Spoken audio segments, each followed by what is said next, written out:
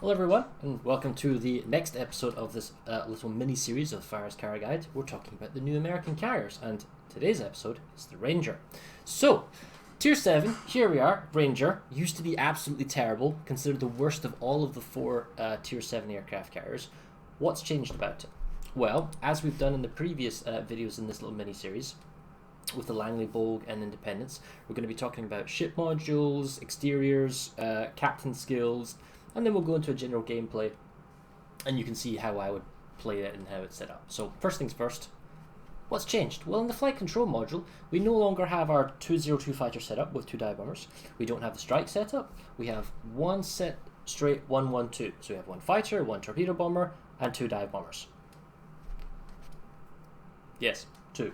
Right, now anyway, moving on. What's the first upgrade you should go for? Well, there's only two upgrades that we can have for the Ranger.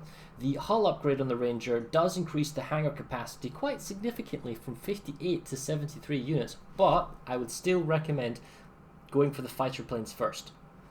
We only get one. We need to make it as tanky as possible because there are a lot of threats at Tier 7. At Tier 7, we can still get double carrier games, and this is the last tier before we reach Tier 8 with the defensive fire, which means carrier sniping is a real possibility. Now, the other problem here with the Ranger is that we don't have any bulge protection whatsoever, so we are really vulnerable to alpha strike and torpedo bombs and sniping in that respect. So our one fighter needs to be as good as possible. So if you first get to the Ranger, use your free experience, upgrade the fighter first, then go for the hull afterwards. In terms of consumables, I would recommend damage control party 2, but you can probably get away with one because the active time now is 30 seconds. It's just so that you can mitigate as much as possible anyone trying to bleed you out or kind of hit you or kill you in a sniping scenario. Under upgrades, same setup this time as the Independence. We need to buff up our fighter planes, so we're going to go with 10% average damage per second for aircraft guns. The second skill, we're going to reduce the chance that we get put on fire and flooding. This will help if someone tries to bomb us, and also help if someone's trying to shoot us. The third skill is the most important one of all. We need to increase our fighter health, and we need to increase the fighter ammunition. More ammunition means more strafes, and more health means a resilience to enemy AA. It means that we're much better when we're being strafed by weaker plane waves or just resisting click-on engagements with fighter planes. The last module, Damage Control Systems Modification 2. This just means if we are on fire and flooding, specifically if we're on fire and we can't damage control party or we don't want to, then this will put the fire out faster. So it's kind of just like a no-brainer, makes sense. In terms of exterior setup for the Ranger, pick yourself a camouflage that gives you bonus experience. If you're going to play the Ranger a lot, you might think about playing the fancy camo. Ooh, I've never seen that before. That's interesting. That's the perma camo for the Ranger. In terms of signals, the Ranger is reasonably quick at 31 knots when you take the speed camo. These four signals, AA defense, which I feel is somewhat important to defend yourself. If someone's trying to snipe you, you need to have good strong AA if your fire's not there. Speed is good, gets you out of sticky situations, and then because we have a torpedo and dive bomber plane that causes fire and flooding, we can take the two signals that increases the chance to get fire and flooding. So now you can drop speed. You can even probably drop Victor Lima, which is the less flooding and half fire chance, and take things such as the Red Dragon or ship experience, that type of stuff, because you're limited to four signals when you play the Ranger itself. In terms of captain skills, now once you get to Tier 7, are you using a captain to continue down the line? Are you going to use in other ships, or are you going to keep the Ranger and you're going to keep the captain on said Ranger? Now, most people of the old Ranger probably wouldn't have a dedicated Ranger captain, because who would play the Ranger with the other options that are available at Tier 7 or the threats that you have to play against? That being said, in terms of captain skills, first point is always aircraft servicing expert. We want the extra health, we want the servicing time. The second point could be torpedo acceleration. However, with auto drops, it might be better to drop much closer, so therefore not using torpedo acceleration, and taking adrenaline rush instead. And this particular choice is only really viable on the Independence, Ranger, Lexington, and Essex. You wouldn't do this in the Japanese ones because torpedo acceleration, in my opinion, is too good for dropping from behind and side for cross-dropping. But with single torpedo bomber waves, torpedo acceleration might not be the best skill, and you might want to go with adrenaline rush. because of strafe mechanics, Expert Rear Gunner only works when a bomber's clicked onto behind, giving extra DPS, so you probably wouldn't go with that skill, it's not that useful. So you've got a choice of 2 skills here. In this version, I'm going to keep Torpedo Acceleration. On the Independence, I dropped the Torpedo Acceleration and went for Adrenaline Rush. For the main offensive capability, the Torpedo Bomber for me is still the main offensive plane, so I'm still going to use Torpedo Armament Expertise. That being said, however, if you're playing in a more competitive environment or a more hostile environment, or if you feel that you're being sniped more often, you may choose not to take Torpedo Armament Expertise because it's 20% surface attempt torpedo bombers, and then take basic fire training instead for enhanced self-defense for your AA guns. And we'll come back to that because the fourth point is air supremacy. Then we go back and take dogfighting expert. Air supremacy gives us an extra fire, again more tankiness, ability to control the skies more. We get 2 extra dive bomber planes now, one for each wave of the air supremacy. Means we have more odds of being resilient to AA and being able to have more bombs on the reticle to try and get a hit. Dogfighting expert gives us more ammunition. It means if we're being up tiered against the Saipan, which is at tier 9, we'll have a benefit there. It's absolutely mandatory, more than any other tier. You need to take it at this one. And then that's 11 points. Now we come to the interesting point of how do you spend a 19-point captain. In this particular instance, the concealment of the ranger is quite high, and I would recommend taking concealment expert. However, this means that you are vulnerable because you don't have any anti-air skills. If you've gone with Torpedo Armament Expertise and you've gone with Concealment Expert first, you're pretty vulnerable to being CV sniped, so you need to be really on the ball with your fighter control. A 19-point captain, however, if I bring up my overlay here, we'll see that if we're going with Concealment, which is probably the way to go with the Ranger and the Lexington, which are their high detection ranges, then we would go with Concealment Expert, and then we also go with Advanced Fire Training. Now, Advanced Fire Training here pushes out the mid-range AA guns. Now, the long-range guns, if I turn this off, as we can see over here, the long-range AA guns are reasonable-ish at 4.2 at 64 damage. The Bofors are 87 at 3.5, and the Okrons at the 2 kilometers. Those are the main DPS. So the A isn't spectacular. We're not going to go with manual fire because I don't think the value is high enough. What we're probably going to do is try and push out our ranges. Now, it means that the captain on the Ranger could be used for like a Saipan or an Enterprise by pushing it with AFT. So the 19-point captain for me would be Concealment and Advanced Fire Training on top of the 11 standard points. Now, you can, as I say, you can swap Torpedo Armament Expertise for basic fire training, and this just means that if someone's trying to kill you, you can click on the threatening planes, the torpedo bombers, whatever. You can run away with them with their tails, so that the planes have to chase you, and the tails, so they stay inside your AA as long as possible, and you might survive one good bombing wave, maybe. But the problem is you also have to deal with carriers, not just the Saipan, which needs to get all 6 to connect, so you might survive one wave. You also have to survive ships like the Kaga. When the Kaga's Alpha Strike is insane, and because it's mostly torpedo bomber focused and you don't have any bulge, you are particularly vulnerable to that. However, you have a tier 7 fighter, he only has tier 6 fighters, you can strafe his torpedo bombers at tier 6 as well, and your AA should be able to kill some of his planes as well. So, it comes down to control. The Ranger is still the weakest of the 4 tier 7 aircraft carriers, however. I mean, you've got the enemy hear you, and this is also the first American carrier where you don't by default have automatic air control. If we go back, have a look at the planes, we have tier 7 dive bombers and we have tier 7 torpedo bombers. The dive bombers, we've got 2 of them, but they're not tier 8 yet, and tier 8 is when we get the choice to use armor piercing or much more powerful high explosive. So our main element is going to come with torpedo bombers, and then we only have a single tier 7 fighter. The Hiryu has 2 tier 7 fighters. Now that means if he double clicks on you, you're going to lose. Before, in the Independence, Bogue and Langley, we had 1 fighter, Japanese guy had 1 fighter, or we had 1 fighter, the American had 1 fighter. Now we're against double fighter Saipans, who are tier 9, we're against double fighter Kagas, although they're tier 6 and you need to kind of muscle them. If he double clicks on you with his dogfighting expert, he would win. And also we have the Hiryus with 2 fighter planes as well. So we need to be really aggressive with our big beefy plane wave of 7 and how we use it and how we use our strafes, and use it with friendly AA, and just don't be reckless with it, because the turnaround time if you lose your wave is quite long and leaves yourself or other teammates up to being attacked and bombed. Now, with that being said, we should just go straight into a random battle and see how we get on. So let's go.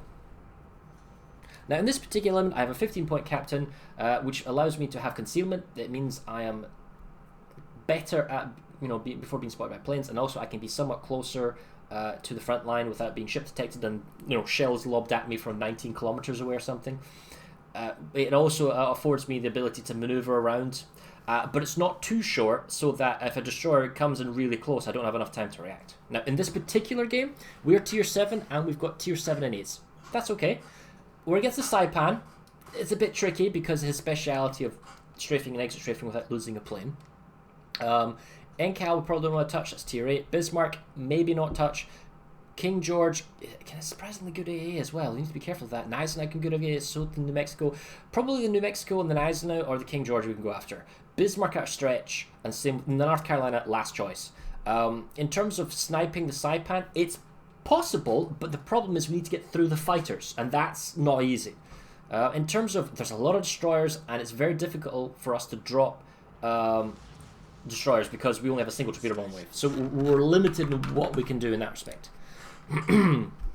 Now, if we look down at the plane loading times, I can tell that I can actually get the torpedo bombers taken off, and then the fighters, and then I'll do the dive bombers last, because the time it takes for the TBs to take off, the fighters will then just be ready. Saipan's in a division with the 2 destroyers, so he might be fighter set up to just give his destroyers lots of air cover, or he's, I personally would play Saipan 220, so with 2 torpedo bombers. But I won't be looking to contest for air control. I won't be looking to bully around the map and just dominate the skies. That won't happen in this scenario because we're somewhat the underdogs here.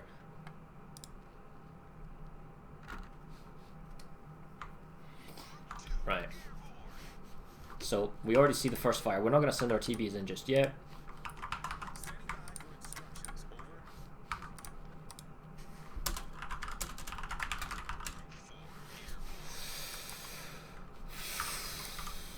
Let's see. Okay, so his fires are split up. Is he paying attention? We're going to group up our bombers. Now, if our destroyers are not going in, we're not going to bother. See, so we got a smoking and destroyer there. Our guy's going in for Charlie. Now, I'm not going to engage because he's got 2 fires and he's jostling for position. And he's looking to get a strafe. So I'm going to group up the bombers, kind of waypoint them around, get them grouping up and waypointing. And we're going to have a look over at Charlie. There is a destroyer here who's going to contest. I'd like to get a strafe in, but he's not going to let me do that. And I don't want to strafe through him into enemy AA lines. Plus, if I strafe through him, I leave myself vulnerable. Because if he dodges the strafe, and he could sort of like do this sort of reverse click, where if he dodges and he could reverse click and he could kill the plane wave off. So I need to be very careful how I engage. Now, what I can do is, I can't stop these torpedo bombers on the flower flank, but what I can do is use the bombers as a sort of bait so that he tries to engage them. So if he like flew into them, I could maybe try and clip them.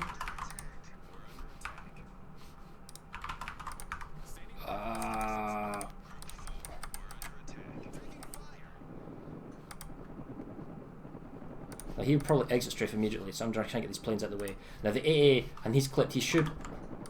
I'm just going to immediately exit strafe. I know that if I stay there, he will... Oh, wow, he dodged. Has... and he... Did he strafe around? No? Oh, he just wants to click engage. Alright, fine. New Orleans might help me.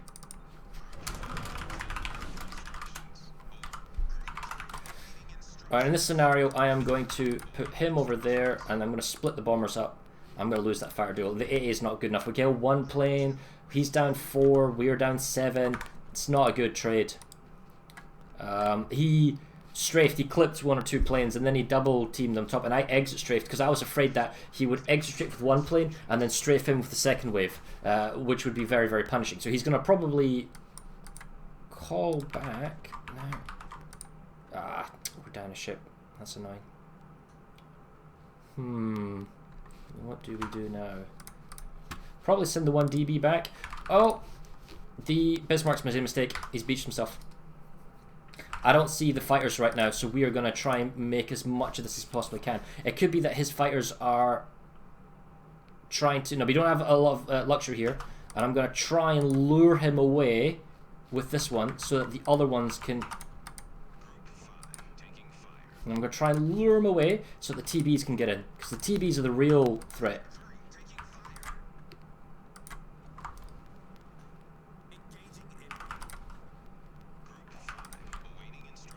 I don't know if that was AA or strafe, because it didn't look, to be honest, like he made much of a connection there. Oh, we got a flood, we got some fires. He's damage control partied, I think. So I'm going to tell the team that so that maybe they can get some fresh fires or floods on him.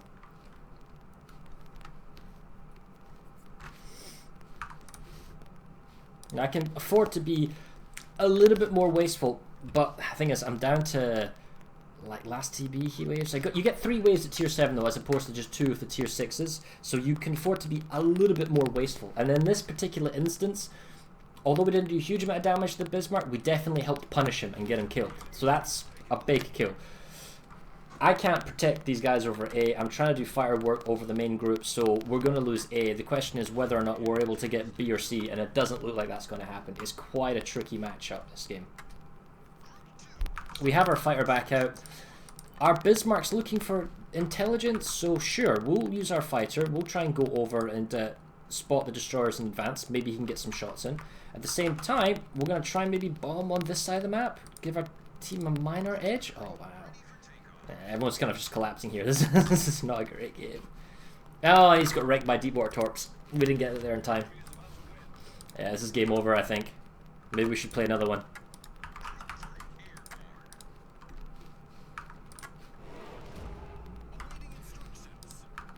Yeah, Star Destroyers just sort of hid themselves. If I use my tier 7 torpedo bomber on the NCAL, he'll die before it even gets there. I might be able to get the destroyer if he's not paying attention. There's kind of a limited options at the moment because he's got fighters there, so I'm going to use my friendly AA to keep his fighters out of position, so go after maybe that destroyer. Otherwise, I'm really limited in what I can do.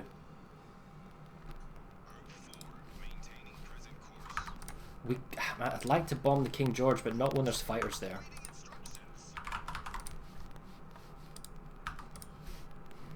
Well, that's good hits on the King George. I don't think I'll be able to kill the destroyer. Oh, hello. If you smoke up like that... he could reverse though. That's the problem.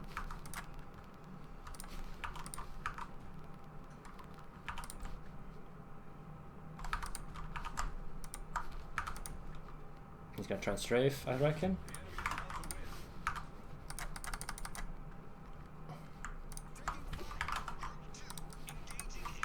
There. We reverse strafed him. Oh, so much going on. Did I hit the destroyer? I don't think I hit the destroyer. There's a bit too much going on there. I guesstimated his location in the smoke. And we dropped him while at the same time watching that fire incoming. I thought he had me, so I tried to dodge around him. He strafed through, then we did a sort of reverse strafe mechanic.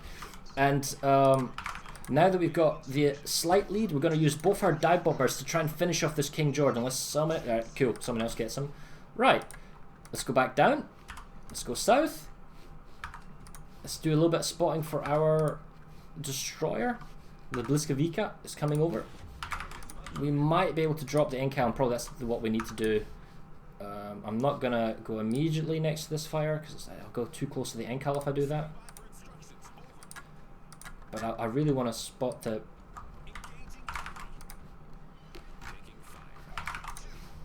We clipped him with 2 planes, so I'll definitely engage. Oh wait, he's trying to strafe away from me. That's fine. I need to spot the Bliskavitska now. I need to spot it from my friendly destroyer. There, boom. Now I'll tag him. Okay, now I can't stop the torpedo bombers coming in on the other side. There's nothing I can do about it. I'm just gonna bomb the NCAL and hit him as hard as I can, as best as I can, before his catapult fire gets on me. I don't know what our destroyer is doing. He's basically got himself totally pinned in. And he's flanked and he dies. What can I say?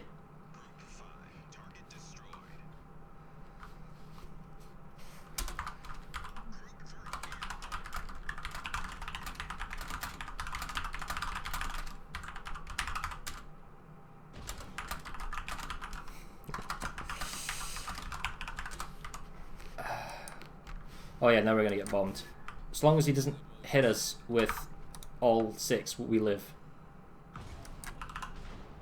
He can't kill us. He has to hit with all 6. Oh, that was painful. There was so much wrong with that particular game.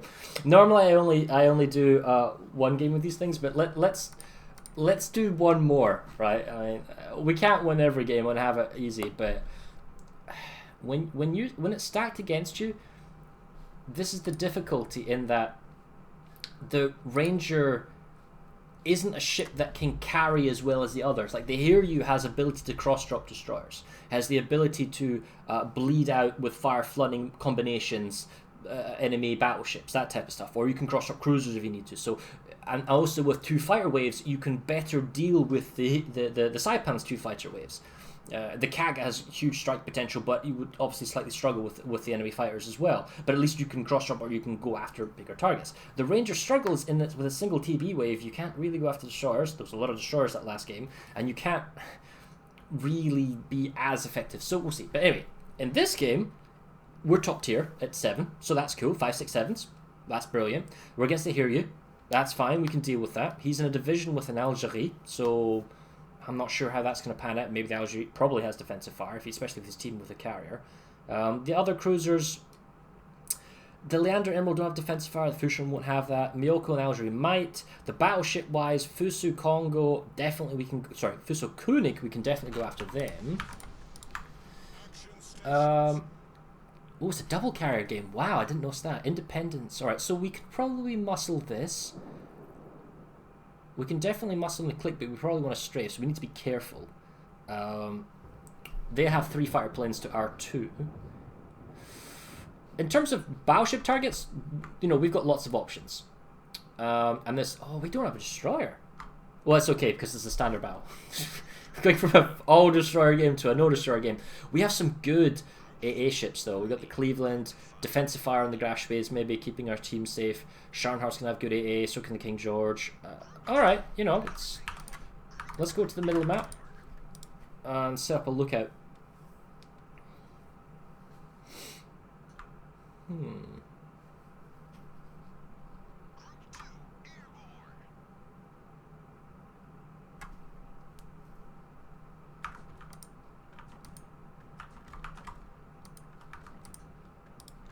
So this is the Hiryu's fighter. And that's the other Hiryu fighter. We ideally want to get a good... We don't want to mess up here. It's very important that we don't mess up the engaging strafe. We are looking to get a good head-on strafe from one of the waves, or use our Cleveland's AA to help us out. So let's see if he wants to play. And I don't want to lure too much into the enemy unknown, because I don't know what's back there. So I don't want to find myself fighting his planes into the enemy A.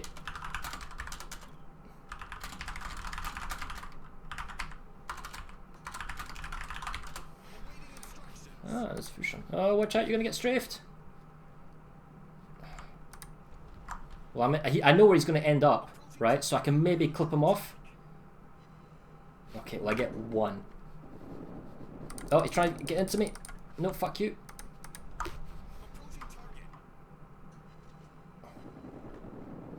I'm going to try and get into friendly AA. Can I beat that? No, I don't think so. See, he's tried to strafe me, so I'm exit strafing. He kills off his own plane. Now I'm going to... Do I want to engage that? I don't think I do. He's trying to strafe it. See how he's just going to strafe it? I didn't want... I knew the tier 6 fighter was close because our carrier messed up. Now, while this is all going on, I think I'm going to try and reverse. Because I want to go this way. That's a lot of bombers incoming. Alright, we'll go for the Emerald. He's actually slowing down. I don't think I'm going to hit as many as I wanted to. Right, back to the fire. Oh, nice. We got him. We got him. Nice. Alright, I'm flying away. I think he's trying to strafe after me. I'm over the Congo. I'm over the King George. Let's click him. Now, this is to probably protect his bombers, But we have AA. That we should win this fighter duel. We're 7 versus 6, but I mean we got friendly AA. Oh my goodness sake. RNG was not kind. Well, we can't stop these. Oh, hello. That's a snipe attempt. We need to pick up speed to make it as hard as possible. And we need to focus on the torpedo bombers first. The dive bombers we don't care about. It's the torpedo bombers that are the real threat. Oh, alright, okay. So we've got our fire barely alive. We're being shot at. That's not the greatest thing either. So the DBs we don't care about too much. We care about the TBs. I want to try and turn away as quick as I can. I can't strafe. I'm not going to do any damage with the strafe, but I might cause a panic. Alright, so my AA gets a plane. And if I can turn like a... Oh my god, am I going to eat like all 6 here? Okay, so we dodge a bunch. Oh, but these AP shots, are they going to kill me? Oh no, right, okay, we need to get behind this island as quickly as we possibly can. Alright, land that fire as fast as we can. Now, the problem is, I will die to like a follow-on snipe attempt. This is the problem with double carry games. Even if I do survive with my terrible build, I will die to the next attempt on my life. So, I'm in a great position in terms of coverage. And that they have to go around the island to hit me. But... you know, like, even just dive bombers can finish me off now, so I need to play really smart. I need to know where his planes are, I know to where he's coming from me, and I actually sort of need to get these fires turned around as fast as possible, because if these guys are going to come for me, I'm actually going to die right now. Okay, on the assumption that I'm about to die right now, what do we do? Well, we're going to auto-drop the Bayern, because if we're going to die, then we're going to try and get...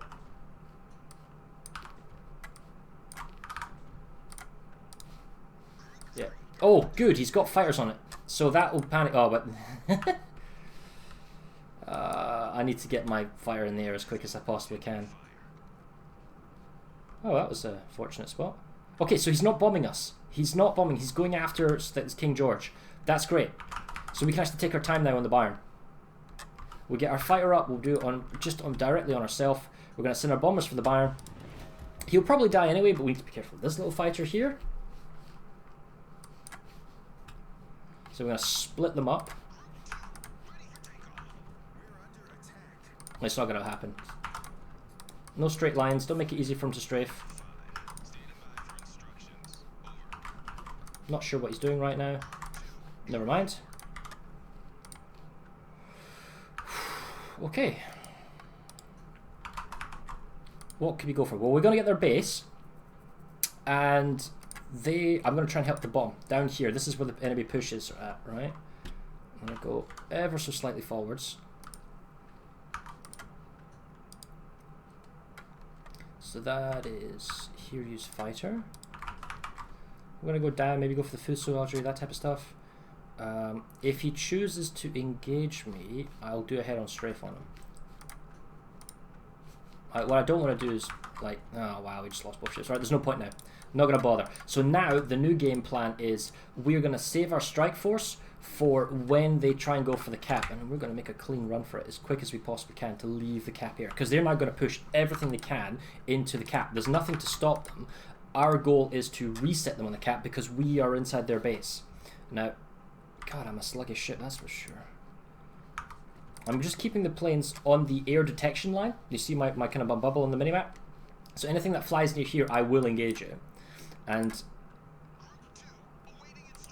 they don't have any destroyers, so I don't have to worry about like being surprised in that sense. Don't have to worry about being bombed because it looks like they've ignored me, which to their own detriment, and they're trying to go after ships inside the cap, which with the Cleveland and everything else, they're good luck. You're not going to get anything. And we're not going to get a lot of damage this game, but we're going to keep our planes in reserve to do any resets on our kind of base.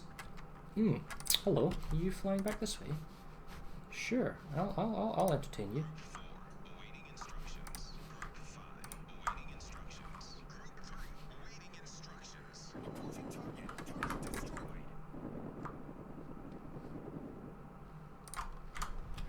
There's not enough space to do a strafe, so I'm just going to click on them.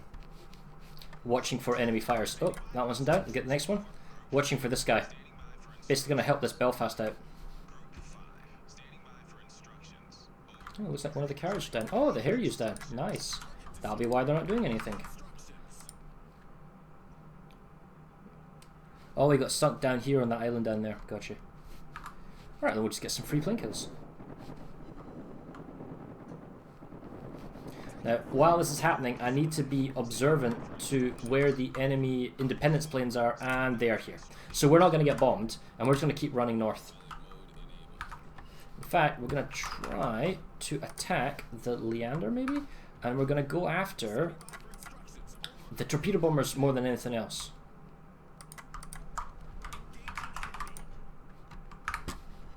Because those are the real threat to our Belfast. Grab them? No, actually, you know what? We'll let them go away. And... oh, where are you going? Okay, so the Leander, we know where he is. I think the Belfast is using radar on him. So, because he's stationary, I'm going to anticipate him going forwards. Oh, wow, this defensive fire from somebody. No more. The game's about to end anyway, I reckon. Unless, of course, they leave the cap. Leander's still alive. We should be able to kill him. I mean, that's a good spread. One torp will do it. Oh, never mind. Belfast gets him. That's fine.